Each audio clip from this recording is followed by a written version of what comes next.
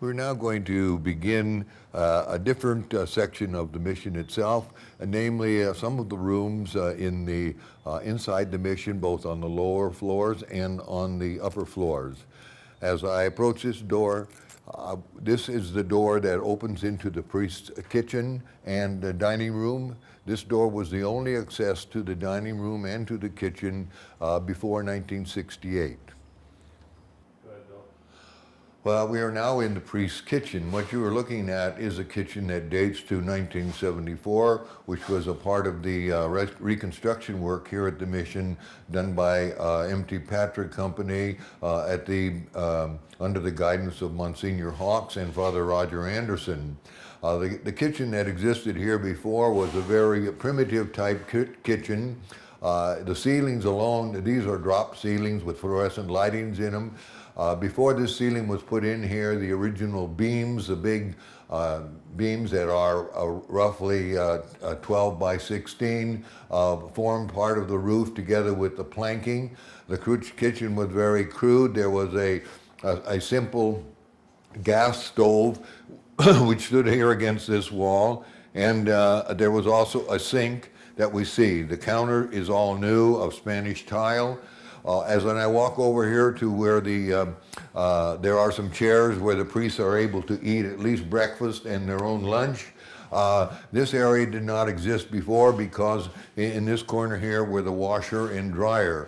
So it was quite interesting in here sometime. If the washing was being done and it was also lunch or dinner time, one had to overcome the sound of the going washer and the dryers. This was a very primitive kitchen, as I said before, and it was a very difficult type of room for the brothers that served the padres here to prepare meals properly and also to allow the priests to entertain occasionally. When we leave this room, we're going to turn around and walk in this direction, and we will come into what is now the priest's dining room itself, which is an improvement on the early dining room. We are now in the priest's dining room. This room, much like the kitchen, was of a very rustic nature. The ceiling was not of the type that you see here now with the beams. It was much more open and rustic. There was a simple table in here with about 4 chairs. There were no closets for glassware or dishes or anything of that particular nature. It was quite stark, and I suppose at that time much fit into the lifestyle of the Capuchin order. As we look in this direction here, going past the kitchen door, we are going to see an addition that was made here in the time of Father Kelly, which saved a lot of walking in order to come to the kitchen and the dining room, both for the priests when they were eating and also for the brothers when they were preparing meals. As I said before, the only way to get to the kitchen from the other parts of the building was to walk along a corridor outside, come in the kitchen door, and here was the kitchen and here was the dining room. So that it was a long way, number one, from the priest's quarters to this area. It was also a very uncomfortable way in the cold weather, in the inclement weather.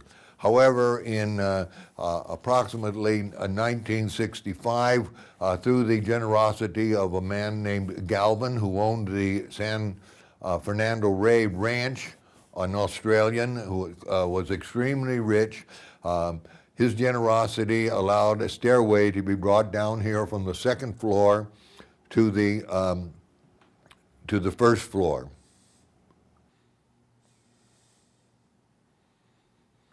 I am now standing at the base of the stairway, which will lead us to the 2nd floor. We will be going up there in just a few moments.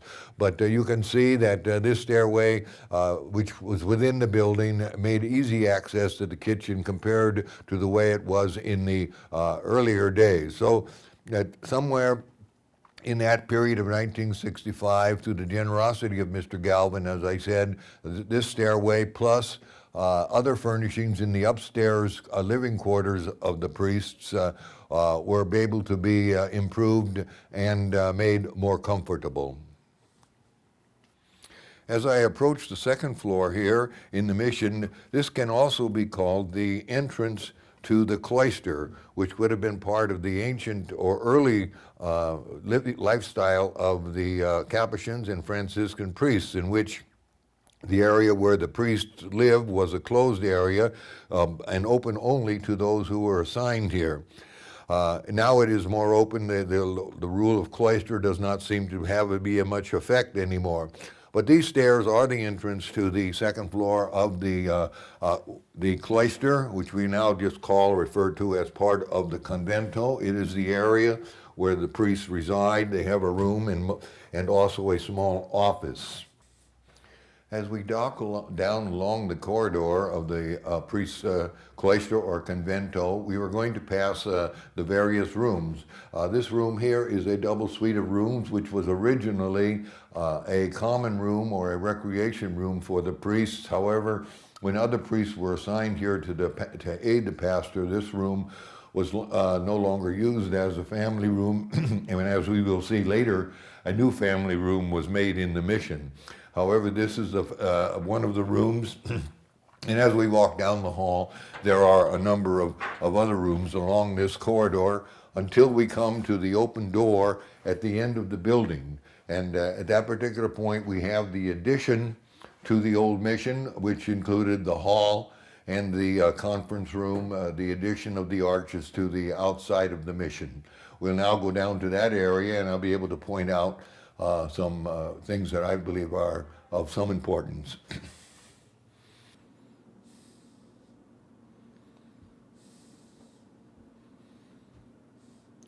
Before we arrive at the far end of the living quarters of the priests, you'll find a large mission door opening, rounded opening through, which is what we refer to as the center bearing wall of the mission structure itself. As we enter in here, we are going to briefly turn to our right, and at that time, we will be able to see what is now the priest's recreation room. So before we entered that room, as the mission developed, and in the 1990s, early 90s, and late 80s, it was found necessary to start organizing and having a proper place to store many of the mission artifacts. Without going into detail, I'm just going to open this door, and it will give us a brief view of a room that we have established and has a future use to be the storage of some of the artwork that we are not able to display. So I'll open the door now, and we can take a brief look into this area.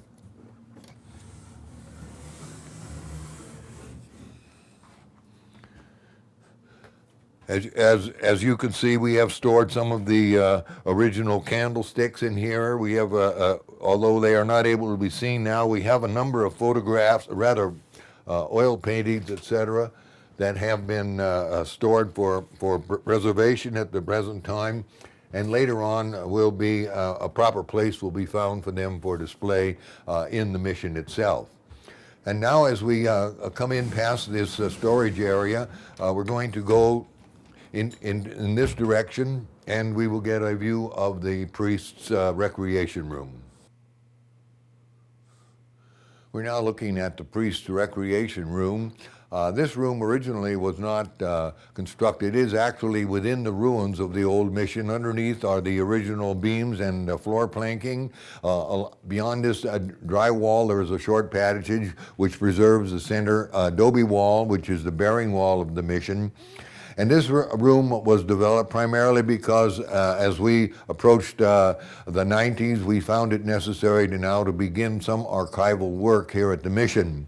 And so, under the direction of Father Jim Clary, he requested that I convert this room from its native appearance of rough attic into a room that could be used for our archives. Okay, however, in the late 1980s, it was found necessary to create an archive here at the mission because the accumulation and preservation of many of the historic records and artwork that we had at here in the mission, which were not able to be or properly stored in the museum, especially archival material, which are documents which date back to the very early days in the mission, and documents which date up actually until yesterday. This room was used for about 2 years as a archival center, and at that particular time, it was when it was decided to create the first room, which was the family room or recreation room for the priests, to convert that into living quarters for one of the associates here at the mission. It was determined that the only room available for a recreational room for the priests was to use the Archival Center. And the idea would be that having just relocated the archival material temporarily, this would be made into a family room for the priests, and a new archive room would be established at another point in the upstairs area of the mission, and we will see that area a little bit later. For the present time now, we're going to continue our walk down the convento, the interior convento, and take a look at the addition to the mission, which took place in 1988 and 89.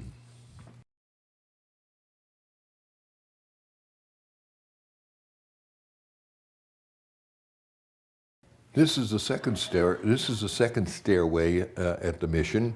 This is the stairway that was used before the other stairway was put in that we referred to a little while ago. So the priests coming from the living quarters found it necessary to go down this staircase, go out into the convento, walk to the end of the building, and enter the priest's kitchen and dining room. And in 1965, that problem was eliminated, and another stairway was established, as we said, under the patronship of Mr. Galvin from the San Fernando Rey Ranch along the road to Cachuma. At the present time, we're standing at the end of the convento as it existed up until 1989. The building ended here with a solid brick wall across this area and into this area here, and that was the end of the mission buildings as they stood before 1988. As we move down further down the corridor, we will take a look of a room that was added at that time, which was a bedroom and office to be used by one of the associates. It was actually turned out to be the permanent room for Father Cyril Kelleher when he was here at the mission after he had retired and he was running or directing the Capuchin missionary work in Mexico.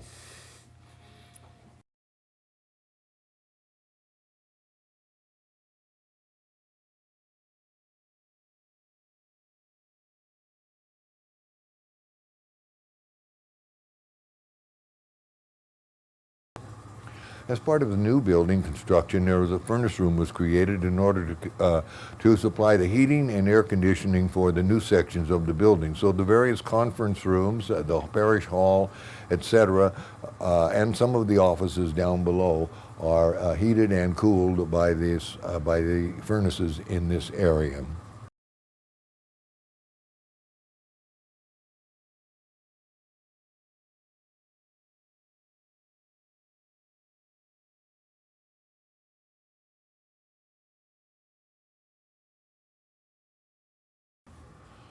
Directly across from the door into to the furnace room is a stairway which leads us to the ground floor and to the outside area under the arches of the mission.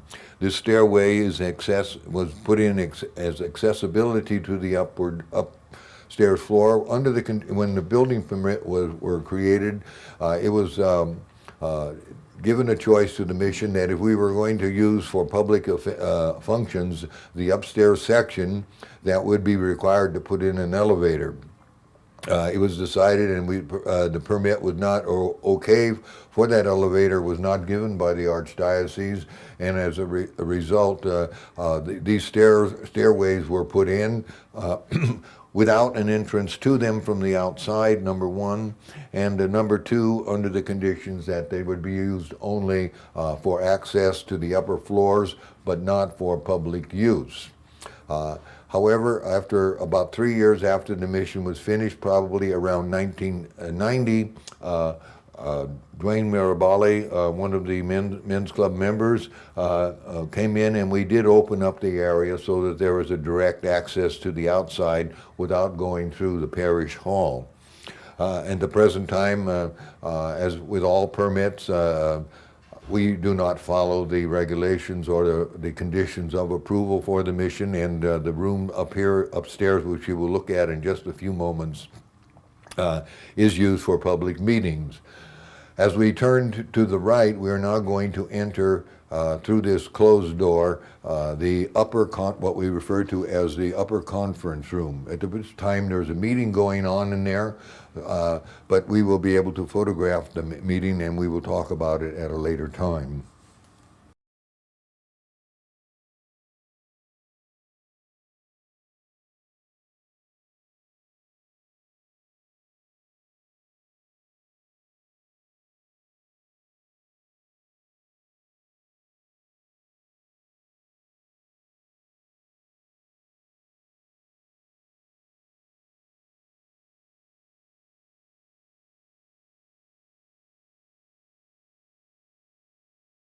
Into one particular thing in this room.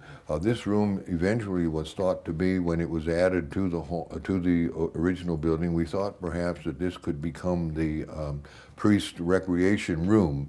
That was not feasible because of the noise, etc., coming from the parish hall. However, when the building was being constructed and looking forward to that, we decided that as the sewer line ran through beneath on the floor, if you will take a look at the stool where it is placed now, if that floor was removed right at that particular point, one would find a sewer connection and a hot and cold water connection. The idea was at that time perhaps a number of things could happen, namely a restroom could be installed in this part of the building, in this room. Also a wet bar could also be established, but both required running water and a sewer connection. And so they are there for future use and can be and could be used for a number of other things besides what they were planned for in the beginning. We're now going to leave this room, return down through the corridors of the mission of the Padres headquarters, and we will enter the archival section of the mission. This second floor that we have been touring in the last few moments should be noted that this was the result of the 1947 restoration, which took place primarily under the pastorate of Father Cyprian O'Leary, and was paid for by the Hearst Foundation. Before this particular time, the priests were forced to live in various rooms on the first floor, and which were not actually very comfortable. However, after the reconstruction of the second floor, they were able to provide proper living quarters for the priests that were stationed here at the mission. So the area that we have been looking for in the last few moments here on the second floor is all part of the 1947 restoration under the sponsorship of the Hearst Foundation. We have returned now to the entrance to the priest's recreation room, and as we pass through from the hallway, you will notice that we will go through this quite large opening in the which allows us to get into the area which we are looking at the present time. It is worthy to note that the thickness of this wall is a plaster over the original bearing wall of the 1804 mission, the adobe wall. And as you look to the right, we will get a better picture of that adobe wall. In this area here, together with the original plaster, limestone plaster that was placed over the adobe. Up until about 10 years ago, this part of the wall was also exposed, but because of the area being heavy traffic, and the constant dropping of dust and dirt into the walkway, it was found necessary to put a very light coat of plaster over the original adobe and over what was left of the original limestone plaster from the mission. When we leave this room, we're going to go in this direction here, and we will enter into the attic area of the mission.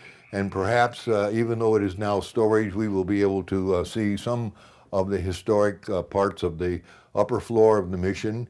And certainly later, as we pass through the archives, we will get a much better idea of the construction of the um, original mission by the Chumash.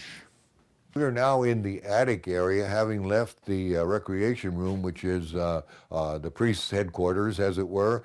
This has primarily is used as very obvious is for storage. But however, behind the storage area, we will see and find some of the original building which exists. The primary thing that remains from the original mission is the bearing wall here at the mission, even though after the earthquake of 1812, this second story was not replaced by the Padres.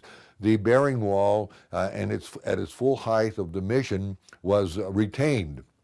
And at a later date, the second floor was created. Originally, using the center wall as a bearing wall, the beams for the ceiling went down directly over the arches and created the effect of a single-story building. As we look at the back wall, which may be very difficult to see because of the darkness of this area, you do have the center bearing wall, which is about 4 to 5 feet thick. It's an adobe wall, and it is plastered with limestone plaster. And that wall is pretty much intact. One thing to note, that in this second floor area, even though the rooms right at this present time are very large, there were a series of about 3 rooms in each area. As a result, I'll try to point out the size of the various rooms. To the left here would have been the one room on the second floor of the original mission. Going down to an area about at this point here, there would have been a wall, another wall, which would have made a room here and now created a new room in this area. And going over to this area here, we're going to see a small doorway. And that also created a third room for living quarters and whatever the Padres chose to use the second floor for. However, this area of the mission received very little use, being that the mission buildings were not, the second stories in all, were probably not concluded till about 1810 or so. And as a result, very little use could have been made of this second floor because the earthquake hit in 1812 and destroyed most all the structure that was on the second floor, except the bearing wall and very small portions of the side walls which protruded from the bearing wall. As we turn to the left and move towards the outside of the building, we're going to see the reconstruction of the second floor of the mission, which was done in 1947, again by the under the pastorate of Father Isidore, Father Cyprian. And we'll also notice that there was an attempt to create the same thickness of the original mission walls. So although it is very difficult, you will see that there are actually 2 framings for the building. A framing on the inside of the building, a vacant space, and then the outside framing. And that created the thickness of the wall effect from the outside, although that is not obvious from the inside. The important thing about this second story reconstruction in 1947 is the fact that having removed the roof from the first story, there was needed a very strong support for the center bearing wall, which was freestanding, and consequently the use of the large beams, the double 2x4ing in the construction to the outside, added a full support and probably protects the second floor against any serious earthquakes, although there is always a chance that we would have an earthquake of major proportions, and much more than this area could be destroyed at that time. As I move down this direction here, you will notice that there is a door And this door exits out onto the deck. We have been out there before, above the arches, and it just as a way of making accessible. But the door, the rooms that you see here, both on my left and my right, were established here in the late 1980s with the purpose of having some area to again store some of the valuable things that we have here at the mission. This room was later from storing mission artwork and stuff, was converted into an area where the financial records of the gift shop and the mission are kept, so that there is access to them at any time. As just a note, as we stand here, we are doing this filming during another major restoration of the mission in 2006, and as you will have noticed, and we talked about it when we did the Mission Church, the frameworks on the Stations of the Cross were new, much more in keeping with the artwork of the mission. The frames that I'm standing by here now, in this particular frame, were the frames that were used to frame the Stations of the Cross. They were most likely constructed in the early 1950s when Paul Killian did some of the restoration of the artwork in the church and created the Madonna Chapel. He also had these frames made, and they covered the stations because the early stations had no frames on them and were readily exposed to the elements, to peeling and stripping. So these frames do not have any historical value, and it hasn't been determined how we're going to deal with them in the near future. We're now going to move down past these two doors, and we're going to enter what is now the archives. And this is the room that was established after the family room was made for the priests. The archives were moved from that room, and we built this new room, and it now is the present archive of Mission San Ynez. As we move towards the archive room, we're going to, and looking towards the bearing wall or the center wall of the mission, we're going to pass what was an original doorway into the other side, which would be the west wing of the building. At present time, because this is being used for storage, that doorway is pretty much obscured. However, it was a doorway that entered into the other side of the building, much like the doorway that we passed through when we came into this area. You can also notice that many of the doorways are very low openings, and that is primarily because there was no need to have a large opening because the Padres were small and the Chumash were small. Secondly, the smaller the opening for a window or for a door, the more structurally sound the building was. We are now in the archive room. It is much in the period of formation at the present time, but it is quite a contrast to the old mission because as time goes along, and even at the present time, we can see very many items of high tech which were used to preserve the records and the various historical elements of the mission. We hope in time to have all the documents computerized and collected in a safe place, and also the original records stored in fireproof containers. This is all the work of Sheila Benedict, who is the archivist here, but she has a crew which are coming in at least once a week to work here in the archives. Eventually, we hope to have this archive room used on a regular basis, and it will be an area from which much of the research of this mission can take place from a historical point of view. As you look over here to in this area here, this is going to makes part of our library here at the mission, although we do not have a whole number of very historical books, that it is a library that can be used for reference. The historical books of the mission have been stored in museum-proof boxes identified so that they will be kept in a state of non-deterioration. Those books have been put away and in a safe place, and they are not available except for very special reasons. But we do have copies of the material in those books, and they can be used for historical reference at a later date. When this room was created, the idea would be that in this area you would have the archives and the research material, but there would also be a room attached to it that would be used when students came here to do research work. It is always a very dangerous thing to leave an archive open to the public. So as a result, we hoped to create a small room which would be a place where the students could come, they could check out a single material, use it for their research, and it would be within our control, and no one would have free access to the mission. We established that, and although it never was able to be used, and we'll take a look at it in a couple of minutes, it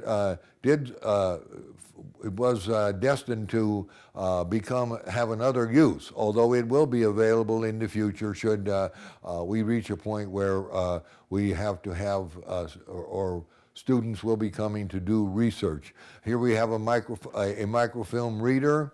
On the various desks we have copiers and computers and scanners. This area that you're looking at right now is my desk, which I keep some of the museum records and the track of the artwork that's being restored here at the mission.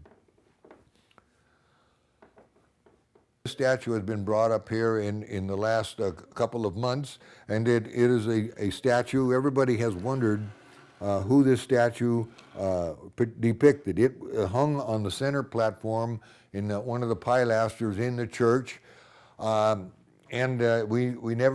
did not have any records of who this particular statue represented. However, when I was in Montreal last year, I was looking at the cathedral in Montreal, and around the dome of the sanctuary, there is art. There are various depictions of the various saints in the church and the apostles.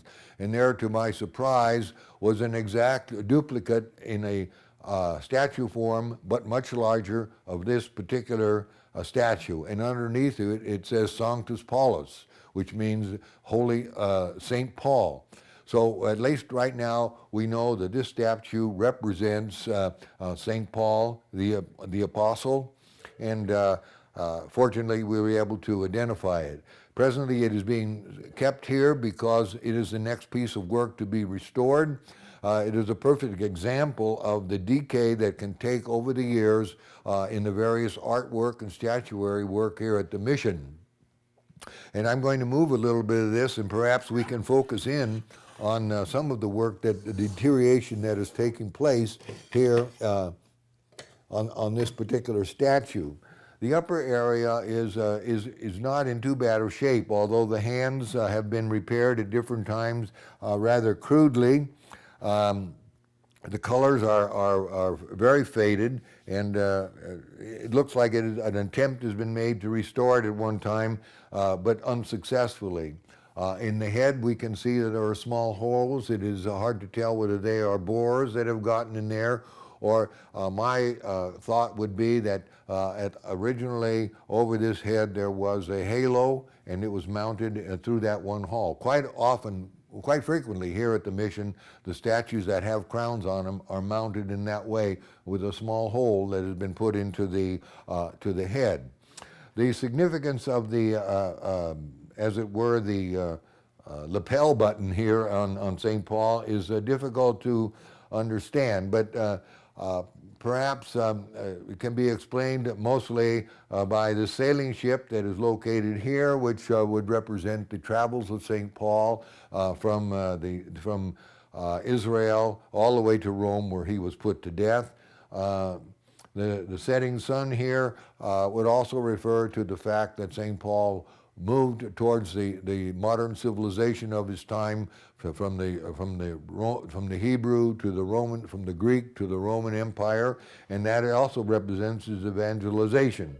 We are not able to, at least I am not able to explain the presence of the tree, which is located in this quadrant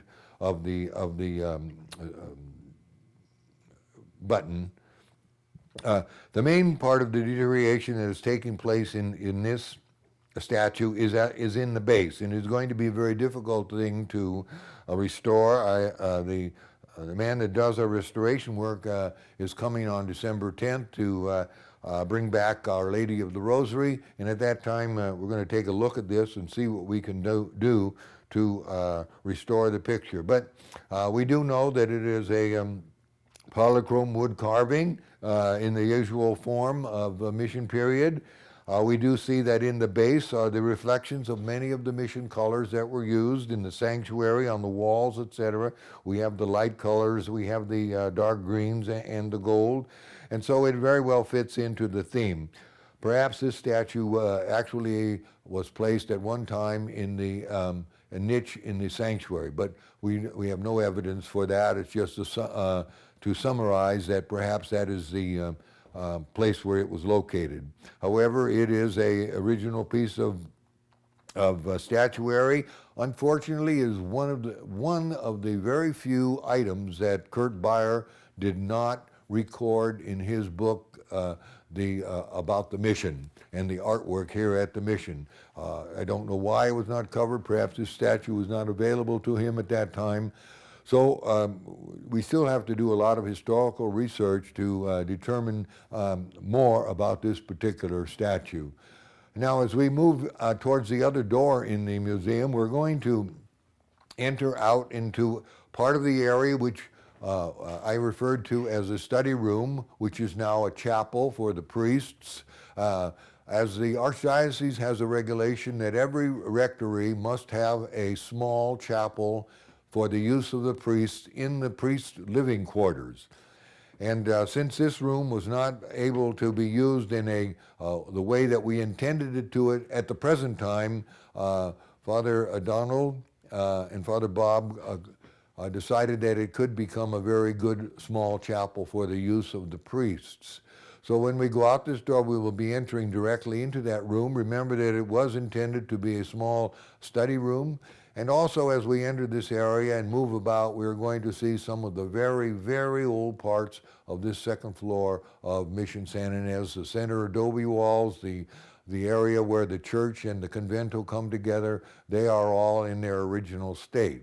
So now we're going to go out this door and we're going to enter into the area outside the mission archive. Here we are in the actually the chapel for the priests' private use. As I said before, it was to be originally a study area, and perhaps at a future date when it becomes necessary, but it has been turned into quite a very attractive little sanctuary. The priests gather here for the recitation of the Divine Office. It is close to their living quarters, and they can come and say their prayers, and they can have their communal prayer life here in this particular chapel without going downstairs into the church or into the Blessed Sacrament Chapel. We will take a look at the Blessed Sacrament Chapel a little bit later in this tour. At the present time, we're going to go out of this chapel and into the area directly outside the archives. I might note that now that we have finished our tour of the archives, that a conditioning system for the air has been installed that controls the air and the heat and the temperature in the room of the archives to such a degree that it is conducive to the preservation of historical items.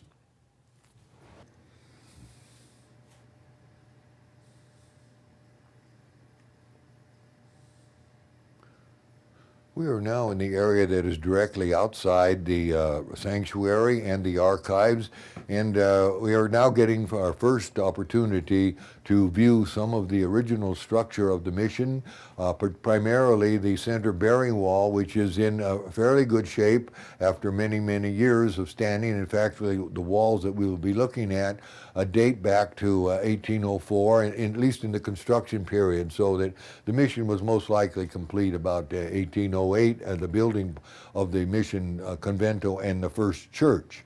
But looking up at the walls, we can see the layering of the original adobe block.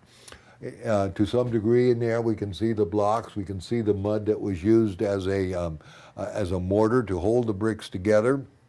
We can also see samples of the original limestone plaster over this particular doorway. At a later date, we will go through, in a few moments rather, we will go through this doorway and get another chance to see some very rustic construction of the mission, which will cover an area that is partially decayed and partially still intact as part of the original construction of the mission.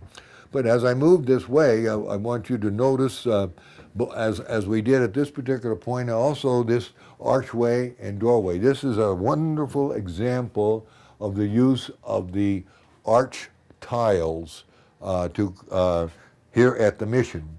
These tiles, although they appear much to be like the tiles we see on the floor, are primarily different, in a way that looking up in a reference book, you will see that the arch tiles are generally of a different shape.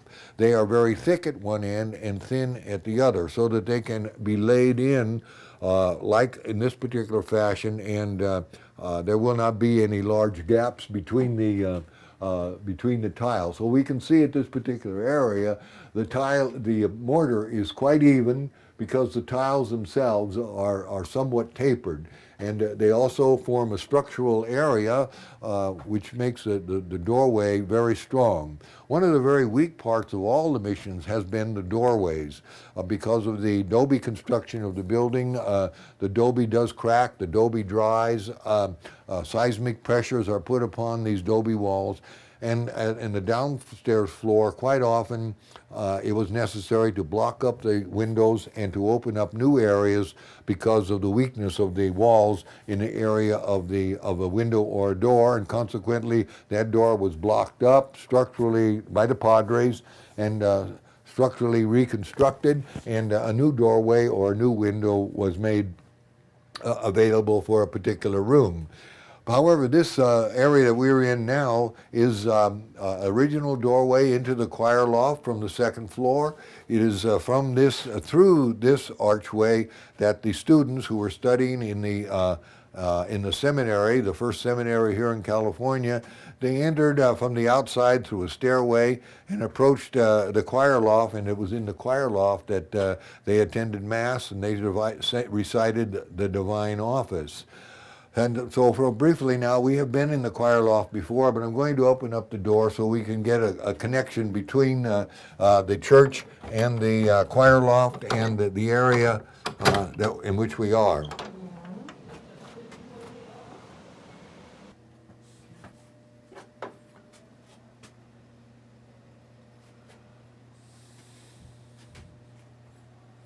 Earlier, we discussed the heating system in the church.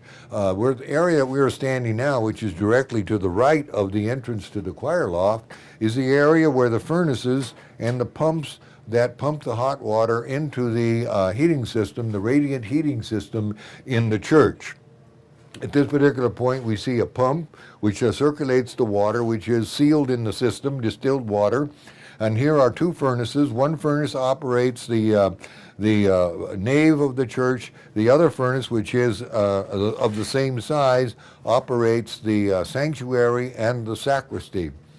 If we will look up to the ceiling above along by the vents here, we will see the sidewall of the 1817 church. We're going to see a better picture of this at a later date, but we can see the tar paper that was placed on the roof early on after the destruction of the second floor at the church, and you can see the direction of the slant that was built here as covering over covering over the original second floor of the mission, and this tar paper was used as an area to seal the leakage from the outside as the water ran down the roof.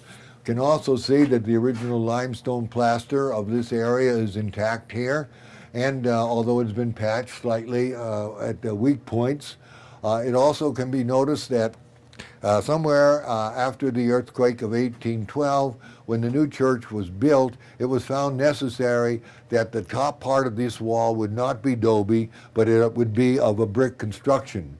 And it's quite interesting to note there are all different sizes of bricks in this area. Some are the thin bricks, others are the very thick bricks, but they were all used and they formed, as it were, a cap on the new church, and they run straight on through. We go into the other room, we will also see.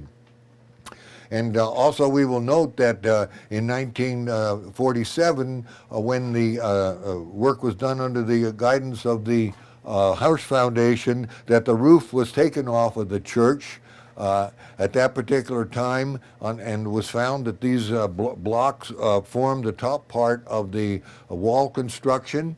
And at that particular time, another 2 feet of concrete was added to the walls of the church, with steel rods going down deeply into the adobe walls through the brick walls, and thereby protecting the walls of the church, strengthening them, and also giving them a better footing in order to put the new roof on the church, which was put in 1940 during the work of 1974. So we can see actually here, as far as the heating system is concerned, there are 2 sources of heat, one from this furnace and one from the other furnace. The water goes in through the walls here, and these are 1-inch lines, copper lines, and go down into the through the walls into the floor below the choir loft, and are circulate back and forth on the floors of the church. Before we go into the other room, we're going to draw attention just here to directly in front of me, where we can see some of the historical remains of where the original convento was, and the part that was was not destroyed by the earthquake of 1812. We can also see the connection where the new church was built up alongside the old convento buildings, and that area appears to be approximately right in this area here, and there is a separation going on through, and so that these walls over on this side here were part of the structure that withstood the earthquakes of 1812, although much of the other side of it collapsed. But it was over this area that that the second roof was put on the church, eliminating the second floor.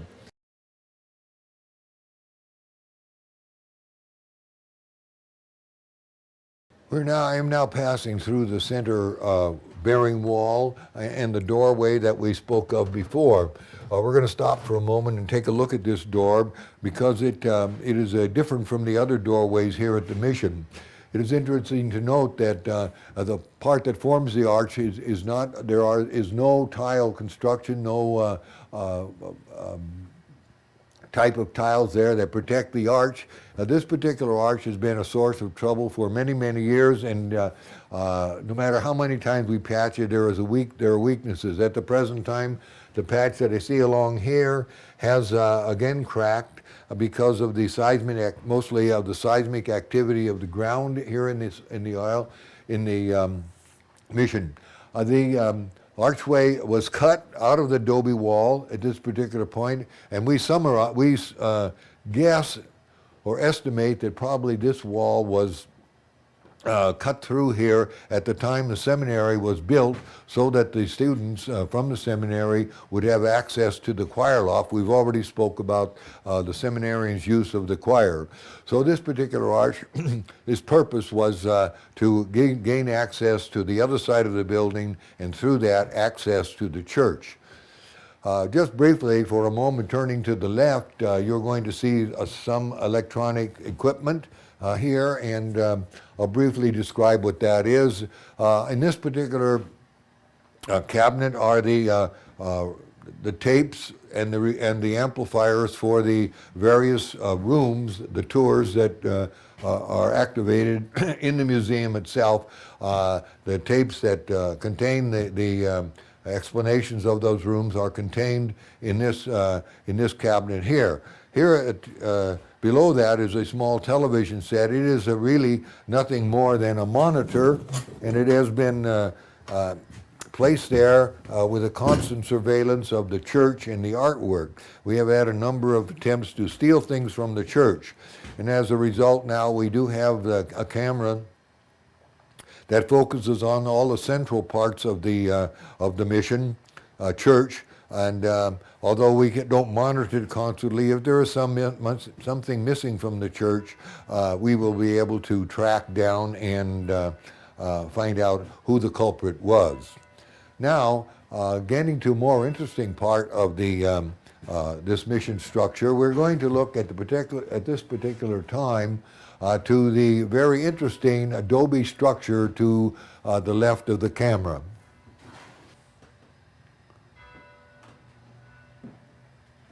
As we look at this wall, we're going to see the vast thickness of the wall. It is a result of two walls, actually. We are seeing the wall, at the particular time, we are seeing the wall which formed the original wall of the convento, the wall of the church, of the first church, being beyond that. And again, we are going to see that the same use of brick was used to cap the old walls on the new church at the top with block and tile in order to strengthen and preserve them. We can also see the line of the roof that was put on the convento after the earthquake of 1812. We see the perfect outline of the tapered roof from the center to the outside. Coming down and looking down into this area here, there is a possible explanation for this that Mike Lohr seems to feel that this was a doorway that entered into the church, and it could very well be, although it's difficult to say because of the way it is cut out at the beginning. However, it had a specific purpose because it is very smooth, it is not rough like the rest of the buildings. So it most likely was a doorway, a part of a doorway that entered into the first church. The many things we do not know about the first church. We do not know how big of a church it was, how much it looked like the church that we have nowadays, how big it actually was in the beginning. And perhaps we will never know the original dimensions of the original church because the Padres did not always send correct reports to Mexico City when they were building these missions. They made annual reports, but quite often the annual reports were somewhat deceptive. For example, the design for the missions called for 2-foot walls, adobe walls in the construction. Well, the Padres soon found out that 2 feet was not enough to really be structurally sound in the dampness and the earthquake country that we lived in. And as a result, they increased the size of the walls at least by a foot, and in some cases by 2 feet. But this was never recorded in the annual report to Mexico City, to the head of the missionaries in California. We're going to see some of the structure of the original bearing wall. The first thing to notice, and we'll see a number of these as we go down through here, is the little cutouts at the top of the wall. They're not actually little, but what we have to note here, first of all, is the fact that the mission that we looked at today, in appearance from the outside, is not historically correct. I had a long discussion with this with Cardinal Manning at one time, and he had done some research on it as a hobby, and we both came to the same agreement, and I'm sure any archaeological studies will come to the same agreement, that there was no balance.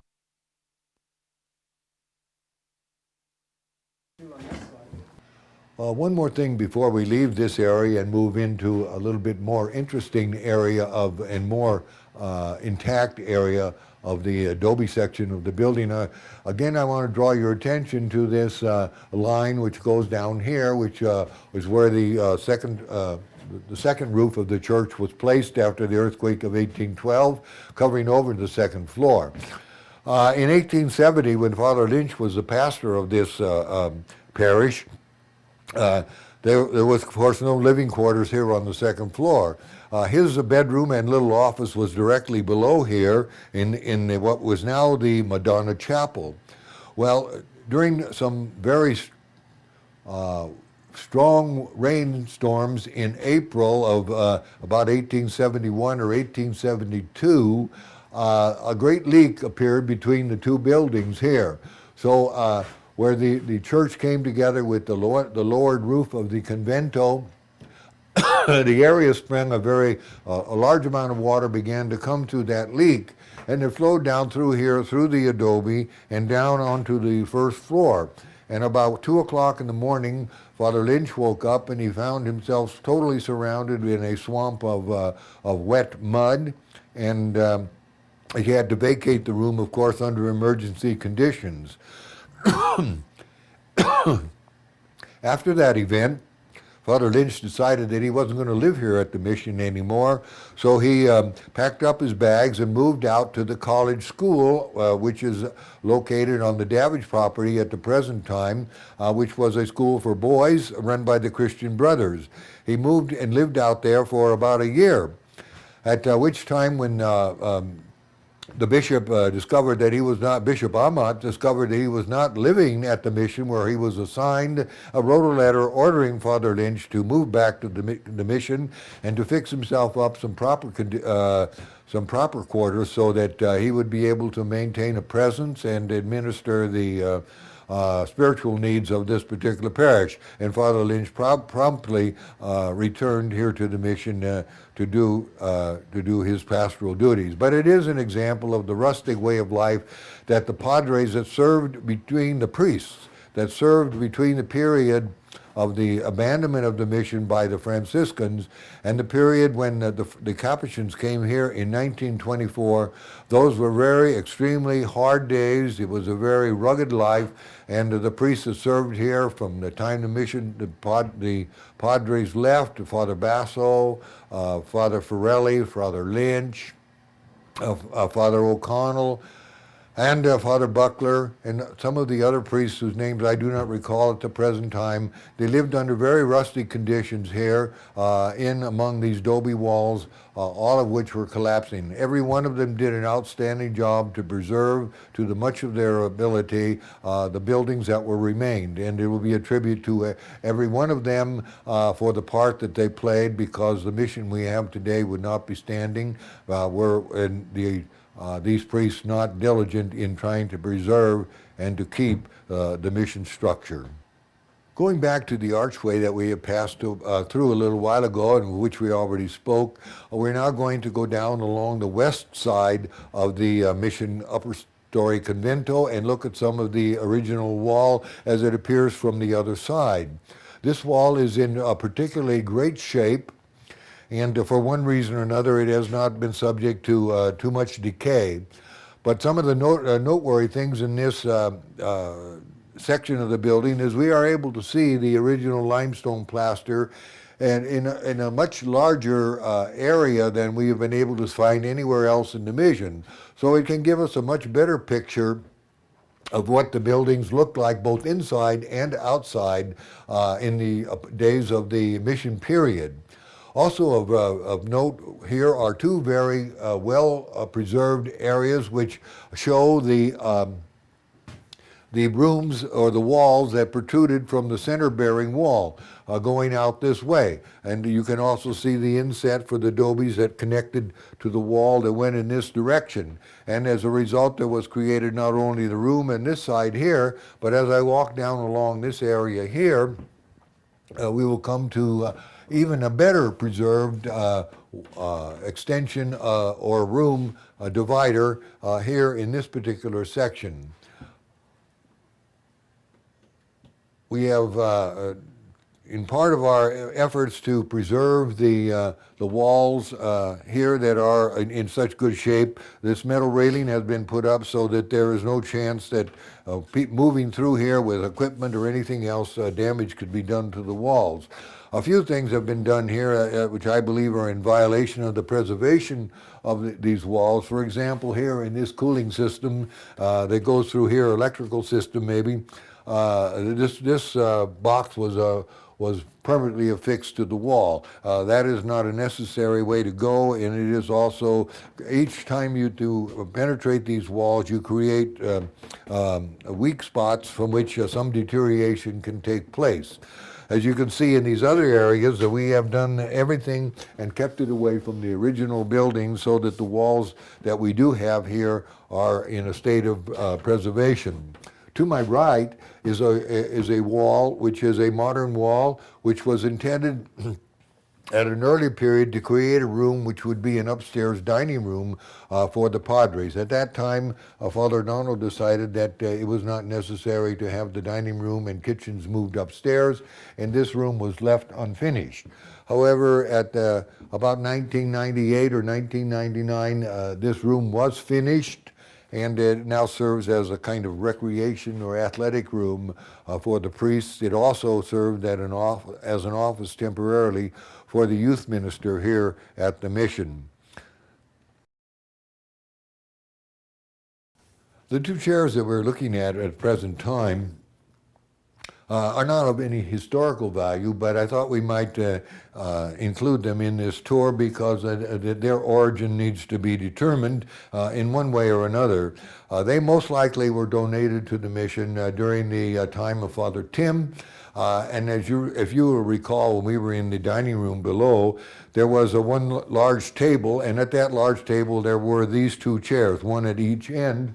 And they served as dining room chairs in the dining room almost up to 1978. The earliest use of them I recall is around 1950 here in the dining room at the church. Most likely they were donated by some family here in the parish. Now, as we conclude this description of the upstairs section of the mission, we are back almost to where we began this upstairs tour. We're going to go back down and go over to the conference room and the parish hall, get a look at that area and what was done there during the rebuilding period in 1988. At the present time, we are standing in the hallway that connected the back convento arches with the front convento arches. It was established in 1947 when the seminary was created here for Capuchin students. The seminary did not last too many years, but they did have up to 5 and 6 novices here in preparation to study for the priesthood. Father Cyril was the first rector of the seminary, and he saw it through to the very end. This end of the building is actually a part of the building that has been reconstructed. The back half of the mission on the garden side, about 4 of the arches and the balcony and roof had collapsed, and up till about 1945 there just was a huge pile of ruins in this area. However, at the time the seminary was to be established here at the mission, this end of the building was rebuilt, and this area was used as a back and a front entrance to the monastery and to the seminary. As we go by this particular door, this door opened into the seminary kitchen, which was used. There was a stove and sinks, etc. in here, and it was here that the 5 and 6 seminarians ate their meals. On the other side of this room, which is we cannot see from here, is the Blessed Sacrament Chapel. And as you will recall, when we did the Blessed Sacrament Chapel, we spoke about it being the dormitory for the students that were assigned here at the seminary. Also, walking down this corridor, and we go past the door, which is here on my right. And this door was used and contained the showers and toilets for the use of the seminarians. Across the way is a door which opens onto a stairway which leads upstairs to the monastery. This area was available only to the priests here at the mission because the students were not actually allowed in the cloister under the old rules until after they had been fully professed. Walking further down the corridor, we come to the center bearing wall of the mission. It is approximately 6 foot thick. And the entranceway that you see here is actually a brand new entranceway. I'm not sure whether it was replaced an old entranceway because this part of the building was totally in ruins, but it was created so that there would be access to the front convento of the mission. The door you see at the end is a door which enters now into the gift shop. Originally that door was not there. This hallway continued straight on to the front convento of the mission. When I opened the door here, you're going to see the gift shop, but actually that was a closed corridor, and in 1985 the gift shop was enlarged, and the wall was taken down and enlarged the gift shop, and the entrance from the outside in front was cut off. So I'll now open this door and you can take a look and just imagine that this hallway continued straight on to the front of the building.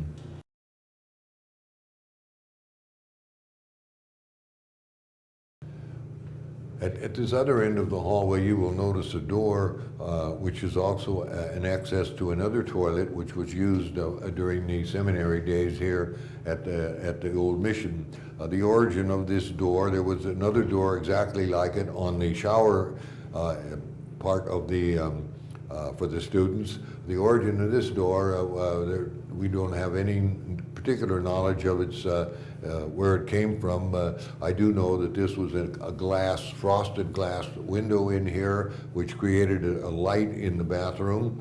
The number on here is hard to determine where or the origin of this door, unless perhaps it came from another building, which perhaps a hotel or some other building that would have had numbered doors, and the number was not removed. Basically, beyond that, there's no particular knowledge of this particular door. It does not date to the mission period, but it could possibly date before the time of the reconstruction here at Mission San Ynez. At the present time, we are looking at a portion of the administration part of the mission here. The hallway you are looking at the present time did not exist before 1985. Actually, there was a doorway in from the gift shop into this area. The area from the center bearing wall extends completely to the front of the convento. There was one room, and I'll walk down as far as the size of that room is concerned. One room extended along this wall all the way down to this column here. And that was one large room. It was established by Father Tim. It was one of the mission salas. Father Tim created that for his office. And a very wealthy man from Rancho San Fernando Rey donated the bookcases and desks, so that it was quite a very nice office, and Father Tim used it quite a bit. But as we walk down this hallway, we're looking here at the center bearing wall. These walls were established in 1985 to create a connection between one end of the building and the other. Originally, if you wanted to go further on down this, you had to go through the pastor's room to get to the secretary's room, and from the secretary's room to get to the outside. But with the new construction under at the time when the hall was being built, that was all changed. But of particular note is the arch in the doorway, which we're now going to take a quick look at. At this point, you're now looking at one of the original arches that connected the front section of the convento through the center bearing wall into the back section of the mission. Believe it or not, this area is and was the mission archive. In this room now, which is nothing more than a broom closet, there were the files. And if you will notice that the door that's on here is a steel door, and all the mission records that needed to be preserved for future use and historical items were maintained and kept in this closet. It is not very large, but Father Tim had done a great job of putting a filing system in there, which kept all the documents that needed to be preserved in this particular room. He had the door lined with tin, heavy gauge tin, to make it fireproof, and it served as the archives until we built the archival system upstairs. We are presently looking at what was the doorway to the large office that Father Tim had established in this area. The doorway this is probably an original doorway. It has all the original adobe. It has the arch blocks above it, and there was quite a large door here that one could come through from the entrance hall that we spoke about before and into this room. This room would have been approximately 3 times the size of its present size. The wall that we're looking at here right now was blocked up in 1985, and for many years remained just a blocked up arch. However, when Father Miguel Ortiz was stationed here, he decided that it should become a little bit more attractive, and consequently he had it decorated and painted, and now it is a little shrine to Our Lady of Guadalupe, plus other items that one wants to use it for. Ready? We are presently in the gift shop, but we are looking at the other side of the doorway that we have just talked about in the office across the way. As you can see, the door has been blocked up, but the doorway did originally go through here, and one entered into the large office space on the other side of here. It's now blocked up. This is used as a part of the gift shop at the present time. This second doorway is now also part of that very large room that we talked about. We haven't got any access to it right now, but it is a small room, and it is used by Sister Elizabeth for the RCIA program. After leaving this room, there was another doorway that cut through from that room into this room here. It has also been blocked up. We will not be able to see that today either, but it was blocked up. But the pastor's room, therefore, extended down to this area here. This buttress was built as support of the building during the 1985 reconstruction, and also the beams going across the ceiling. Above the ceiling, here where there is the acoustical tile, are the original mission beams. The 12 by 16 beams are still in place. They run across from the center wall, and that's this wall here. They run across, completely across to the front convento, and above them is the priest's living room, which is floating on top of those beams. The next room we see here was the room that was originally the office of the parish secretary. The safe, the desks, all the phones were answered from this area. And in the reconstruction of 1985, when the additions to the building were made, this room now became the pastor's office and room. If we could get inside, you will also see the doorway that passed through from this room to the gift shop. But at this point in time, you can see there was a slight rise in the floor, and it was at this particular point, approximately right in here, that the new building was constructed over the ruins of the old mission buildings. And as we spoke of before in the hall, the necessary to cover over the ruins and preserve them for future use, it was necessary to put some fill over the ground, and consequently, in order to taper from the old building into the new building, it was necessary to have a rise in the flooring here, so that the ruins below were protected. quite interesting to note that just about in this area, when this wall was being replastered, was the mission fireplace. Probably this was one of the rooms where the Padres gathered or people gathered, but on the old walls, the block walls that are in behind, are the remains of a fireplace and a part of a chimney that went upstairs. But we do not know when that was discontinued, although Father Buckler and Mamie DeLay do speak about sitting around a fireplace. The only fireplace that so far has been discovered within the building was in this area. As I go past this area and beyond this arch, everything that is from here and out this way, including the parish hall, is all new construction.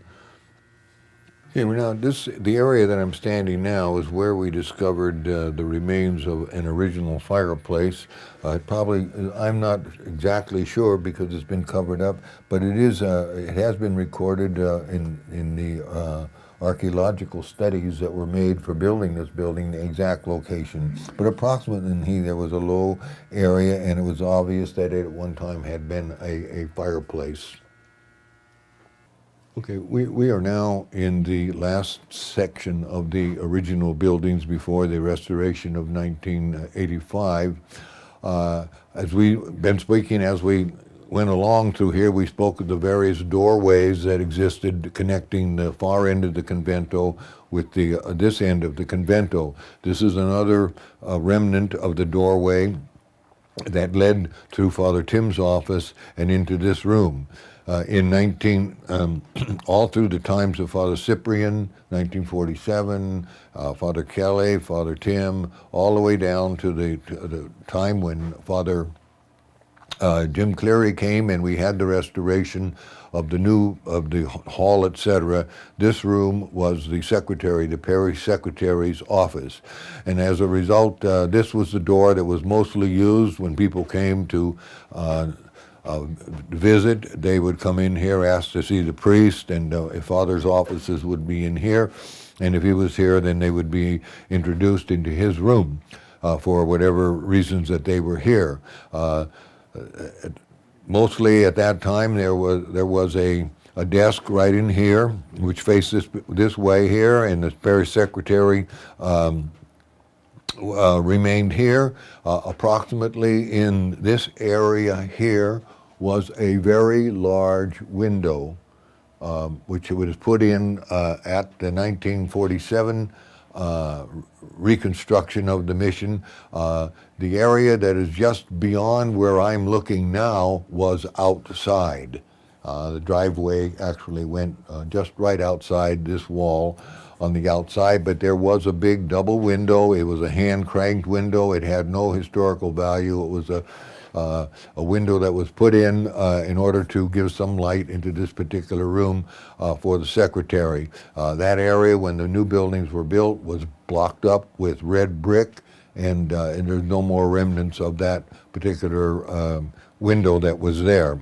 Over in this niche here, you might notice it appears to be what could be in former times a window. It could have been a small shrine. I recall it as a small shrine in which the parish secretary kept the statue of the Blessed Mother or the Sacred Heart. It is awfully square, and as a result, it looks to be a more modern time. Although in behind it, I cannot exactly recall. It seems like behind the wood frame here that there is an arch.